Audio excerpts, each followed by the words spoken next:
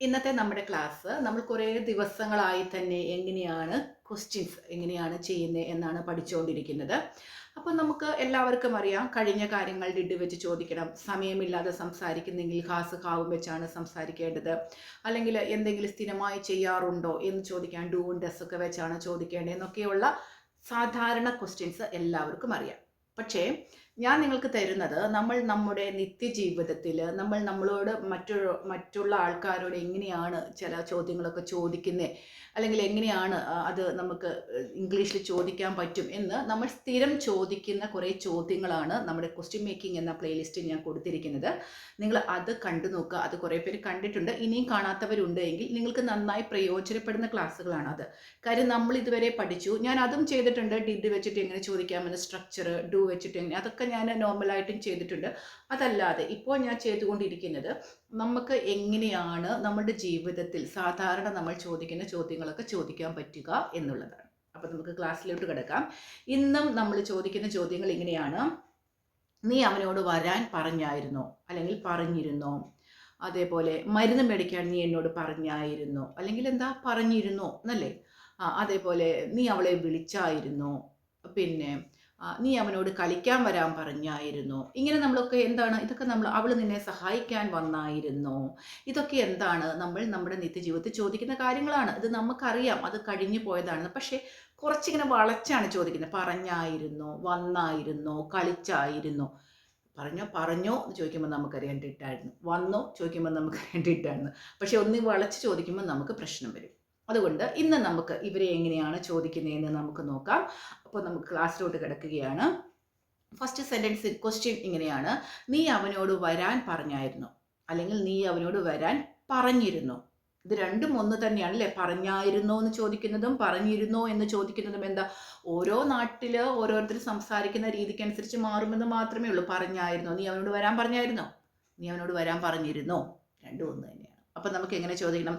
ഇത് കഴിഞ്ഞൊരു കാര്യത്തെക്കുറിച്ച്, ഇവിടെ എന്തെങ്കിലും ഒരു പരിപാടിയായിരിക്കാം, എന്തെങ്കിലും ഒരു ഫംഗ്ഷൻ നടന്നുകൊണ്ടിരിക്കുമ്പോൾ നമ്മൾ അവരോട് വരാൻ പറഞ്ഞതായിരിക്കാം. അപ്പോൾ നമ്മൾ അവനോട് ചോദിക്കുന്നത് വരാൻ പറഞ്ഞിരുന്നോ, കഴിഞ്ഞു പോയതാണ്. അപ്പോൾ നമ്മൾ ഉപയോഗിക്കേണ്ടത് ഡിഡ് ആണ് ഉപയോഗിക്കേണ്ടത്. ഡിഡ് വെച്ച് നമുക്ക് ക്വസ്റ്റ്യൻ ചോദിക്കുമ്പോഴറിയാം, എന്തറിയാം?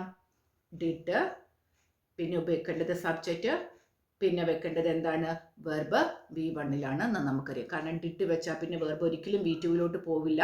ഡിഡ് കഴിഞ്ഞാൽ വെർബ് V1. അറിയില്ലെങ്കിൽ നമ്മൾ ടെൻസസിൻ്റെ ഭാഗം ഒന്ന് എടുത്ത് നോക്കുക കേട്ടോ. അപ്പോൾ നമ്മൾ ചോദിക്കുകയാണ്, നീ അവനോട് വരാൻ പറഞ്ഞായിരുന്നോ, പറഞ്ഞിരുന്നോ. ഡിഡ് വെച്ചു.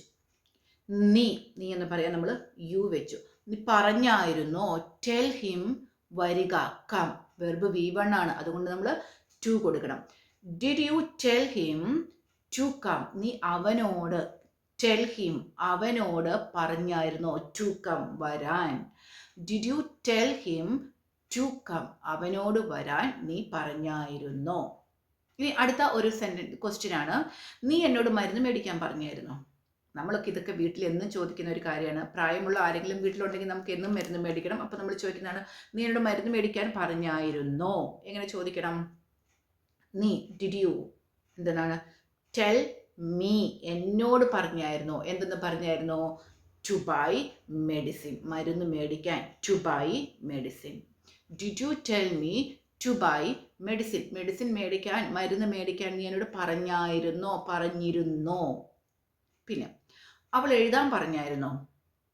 അവൾ എഴുതാൻ പറഞ്ഞായിരുന്നോ. എങ്ങനെ ചോദിക്കണം? അല്ലെങ്കിൽ അവൾ എഴുതാൻ പറഞ്ഞിരുന്നോ. ഡിഡ് ഷീ, അവൾ എന്ത് ചെയ്തിരുന്നു? Tell, to write. ടെൽ, പറഞ്ഞിരുന്നോ, എന്തിന്? To write. ടു റൈറ്റ്, എഴുതാൻ പറഞ്ഞിരുന്നോ. Tell to write. Did she tell to write, എഴുതാൻ പറഞ്ഞിരുന്നോ, പറഞ്ഞായിരുന്നോ. അടുത്തത്, ഇത് ഞാൻ എൻ്റെ ബുക്കിൽ കുറേ ക്വസ്റ്റ്യൻസ് ഞാൻ എഴുതി വെച്ചിട്ടുണ്ട്. അതുകൊണ്ടാണ് ഞാൻ ഇടയ്ക്കിടയ്ക്ക് ബുക്കിലോട്ട് നോക്കുന്നത്. കാര്യം പെട്ടെന്ന് വന്നിരുന്ന നിങ്ങളോട് കുറേ ക്വസ്റ്റ്യൻ ഇങ്ങനെ നമ്മുടെ മനസ്സിലോട്ട് വരില്ല. അപ്പോൾ ഞാൻ കുറേ മനസ്സിൽ വന്ന കുറേ ക്വസ്റ്റ്യൻസ് എഴുതി വെച്ചിട്ടാണ് നിങ്ങൾക്ക് പറഞ്ഞു തരുന്നത്. അപ്പം വേറെ ഒരു സെൻറ്റൻസ് ആണെങ്കിൽ എന്താണ്, അവൾ സഹായിക്കാൻ വന്നായിരുന്നോ. പണി ഏൽപ്പിച്ചിട്ട് പോകുമ്പോൾ നമ്മൾ ചോദിക്കില്ലേ, അവൾ സഹായിക്കാൻ വന്നായിരുന്നോ. ആര്? ഡിഡ് ഷീ വന്നോ, കം, എന്തിന്? ടു ഹെൽപ്പ് യു, നിന്നെ സഹായിക്കാൻ. ടു ഹെൽപ്പ് യു, നിന്നെ സഹായിക്കാൻ. ഡിഡ് ഷീ കം, അവൾ വന്നായിരുന്നു. എങ്ങനെ ചോദിക്കണം? Did she come to help you, അവൾ നിന്നെ സഹായിക്കാൻ വന്നായിരുന്നോ. ഇനി അടുത്തപോലെ അവന് ലൈസൻസ് കിട്ടിയായിരുന്നു. ലൈസൻസിൻ്റെ കാര്യം പറഞ്ഞപ്പോഴാണ് ഞാൻ ഓർക്കുന്നത്. ഇപ്പോൾ ലൈസൻസ് കിട്ടണമെങ്കിൽ അതിൻ്റെ റൂൾസ് റെഗുലേഷൻസ് ഒക്കെ ഒത്തിരി മാറിയിട്ടുണ്ട്. എൻ്റെ ഒരു പേഴ്സണലായിട്ടൊരു അഭിപ്രായം വെച്ചിട്ട് ഞാൻ പറയുകയാണെങ്കിൽ അത് ഒത്തിരി നല്ലൊരു കാര്യമാണെന്ന് എനിക്ക് പറയാൻ പറ്റുന്നൊരു കാര്യം. നമ്മൾ റോട്ടിലോട്ട് വണ്ടി ഓടിച്ച് ഇറങ്ങുമ്പോൾ നമുക്കറിയാം, ഡ്രൈവ് ചെയ്യാൻ അറിയാമെന്ന് പേര് മാത്രമേ ഉള്ളൂ, അങ്ങനെ വണ്ടി ഓടിക്കുന്ന കുറേ പേരുണ്ട്. അപ്പോൾ ഇപ്പോൾ പുതിയ നിയമം വന്നത് ഒത്തിരി നന്നായി. കാര്യം നമ്മൾ കയറ്റത്തിൽ ഓടിച്ച് കാണിക്കണം, ഇറക്കത്തിൽ ഓടിക്കണം, അതുപോലെ തന്നെ ഇത്ര ഒരു സ്ഥലത്ത് നമ്മൾ പാർക്ക് ചെയ്ത് കാണിക്കണം, അവിടെ എല്ലാം കൊണ്ടും നല്ലത് തന്നെയാണെന്ന് എൻ്റെ ഒരു അഭിപ്രായം കൊണ്ട്. കാര്യം എന്തുമാത്രം അപകടങ്ങളാണ് നമ്മുടെ റോട്ടിലൊക്കെ നടക്കണേ. അപ്പം ഈ ഒരു നിയമം കൊണ്ടുവന്നത് ഞാൻ അതിനോട് വളരെയധികം യോജിക്കുന്ന ഒരു വ്യക്തി തന്നെയാണ്. അപ്പോൾ എങ്ങനെയാണ് നമ്മൾ ചോദിക്കുന്നത്? അപ്പോൾ നമുക്ക് എല്ലാവർക്കും ചോദിക്കുന്നത് ഭയങ്കര ഒരു ഇപ്പോൾ ലൈസൻസ് കിട്ടുക എന്ന് പറഞ്ഞാൽ ഒരു ചലഞ്ചാണ് അല്ലേ, അത് നമുക്ക് ഭയങ്കര ബുദ്ധിമുട്ടാണ്. അപ്പോൾ നമുക്ക് ചോദിക്കാം, ലൈസൻസ് എനിക്ക് കിട്ടിയായിരുന്നോ? എങ്ങനെ ചോദിക്കണം? കിട്ടിയായിരുന്നോ? ഡിഡ് അല്ലേ നമ്മൾ ഉപയോഗിക്കട്ടെ. ലൈസൻസ് ടെസ്റ്റിന് പോയിട്ടല്ലേ നമ്മൾ ചോദിക്കുന്നത് ഡിഡ്. ഡിഡ് ഹി, അവന് കിട്ടിയായിരുന്നു. ഗെറ്റ് എ ലൈസൻസ്, ലൈസൻസ് കിട്ടുക, get. Did he get a licence? അപ്പം ഞാൻ കുറേ കാര്യങ്ങൾ ഇപ്പം നിങ്ങൾക്ക് പറഞ്ഞു തന്നല്ലേ. കിട്ടിയായിരുന്നോ, അല്ലെ കിട്ടിയിരുന്നോ, പറഞ്ഞായിരുന്നോ, അല്ലെങ്കിൽ പറഞ്ഞിരുന്നോ, വാങ്ങിച്ചായിരുന്നോ, അല്ലെങ്കിൽ വാങ്ങിച്ചിരുന്നോ, ഇതൊക്കെ നമ്മുടെ ഓരോ സ്ഥലത്തെ സംസാര ഭാഷയിൽ നിങ്ങൾ നോക്കുക. അപ്പം നമ്മൾ എങ്ങനെ ചോദിക്കേണ്ടത്? ഡിഡ് വെക്കുക, സബ്ജക്റ്റ് വെർബ് V1 ചോദിച്ചാൽ മതി. കിട്ടിയോ എന്ന് ചോദിക്കാനും എന്താണ്? ഇത് തന്നെയാണ്. അപ്പോൾ ഈ ഡിഡിൻ്റെ വേറെ രീതിയിൽ ചോദിക്കുന്ന, സാധാരണ നോർമലായിട്ട് നമ്മൾ എങ്ങനെയാണ് ചോദിക്കുന്നത് എന്നുള്ള ചോദ്യങ്ങളും ഞാൻ കൊടുത്തിട്ടുണ്ട്. നിങ്ങളത് ശ്രദ്ധിച്ച് നോക്കുക കേട്ടോ. അപ്പോൾ ഇതേ സ്ട്രക്ചറിൽ കുറേ കാര്യങ്ങൾ നിങ്ങൾക്ക് ഇന്ന് തന്നെ സംസാരിക്കേണ്ടി വരും. ഇത് കേട്ട് കഴിഞ്ഞാൽ ഉടൻ തന്നെ നിങ്ങൾക്ക് സംസാരിക്കേണ്ടി വരും. അപ്പോൾ നിങ്ങൾ ഡിഡ് വെച്ച് ചെന്ന് ചോദിക്കുക. ഇനി ഇതിൻ്റെ തന്നെ വേറെ ഒരു കാര്യമാണ്, ഞാൻ നിന്നോട് വരാൻ പറഞ്ഞിരുന്നതല്ലേ.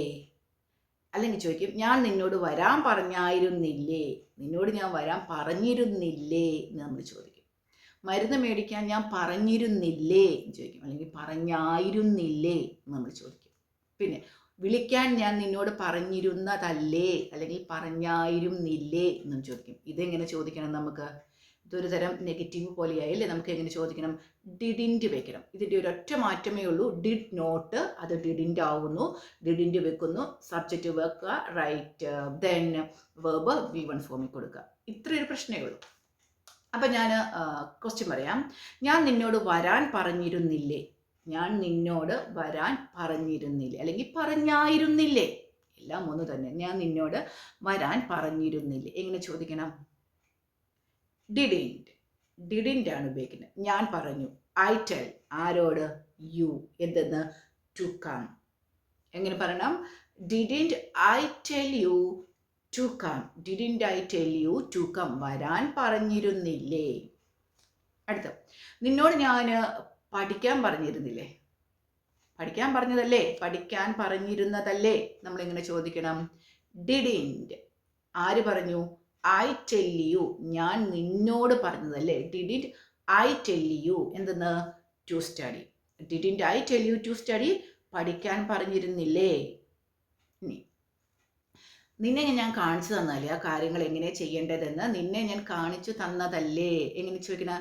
Didn't I show you that, അത് നിന്നെ കാണിച്ചതല്ലേ, കാണിച്ചു തന്നിരുന്നതല്ലേ. Didn't I show you that, എങ്ങനെ ചെയ്യണമെന്ന്. Didn't I show you that, ഞാൻ നിന്നെ അത് കാണിച്ചു തന്നതല്ലേ. ഇനി അടുത്തത്, അവളെ ഞാൻ വിളിച്ചതല്ലേ, കല്യാണത്തിന് വരാനൊക്കെ ആയിട്ട് ഞാൻ അവളെ വിളിച്ചതല്ലേ, എൻ്റെ കൂടെ ഒരു കോഫി കുടിക്കാൻ വരാൻ ഞാൻ അവളെ വിളിച്ചതല്ലേ. ഡിഡിൻറ്റ്, ആരെ വിളിച്ചേ? ഞാൻ. ആരെയാ വിളിച്ചത്? Call her. Didn't I call her, ഞാൻ അവളെ വിളിച്ചതല്ലേ. Didn't I call her. ഡോക്ടറെ കാണാൻ പോകാൻ നിന്നോട് പറഞ്ഞതല്ലേ. നമ്മളെപ്പോഴും ചോദിക്കുന്ന ഒരു ചോദ്യമാണ്. എന്തെന്നാണ്? ഡോക്ടറെ കാണാൻ പോകാൻ നിന്നോട് പറഞ്ഞതല്ലേ. എങ്ങനെയാണ്? ഡിഡിൻറ്റ്, ഞാൻ പറഞ്ഞതല്ലേ. ഐ ടെൽ യു എന്തെന്നാണ്? To go see the doctor. Didn't I tell you to go see the doctor. To go see the doctor, ഡോക്ടറെ കാണാൻ പോകാൻ. To go see the doctor.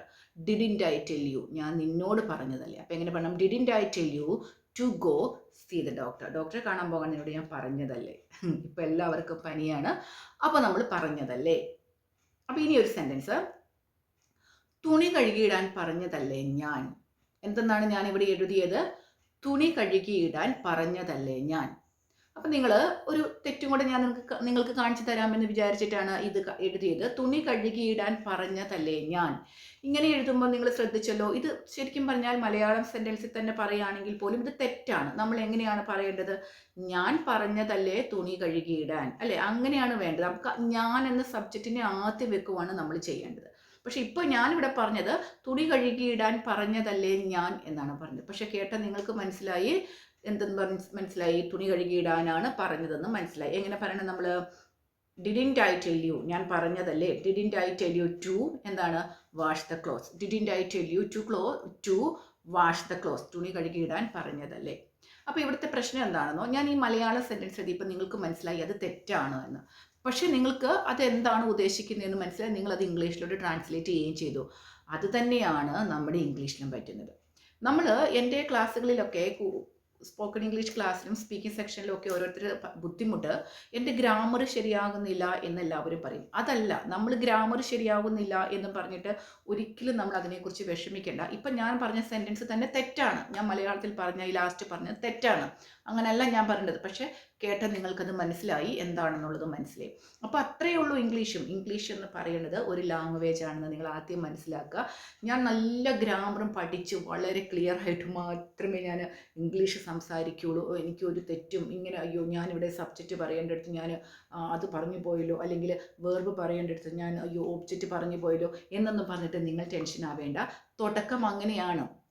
ഇപ്പം ഞാൻ സംസാരിച്ച ഈ മലയാളത്തിൽ തന്നെ ഒത്തിരി തെറ്റുകൾ വന്നിട്ടുണ്ട്.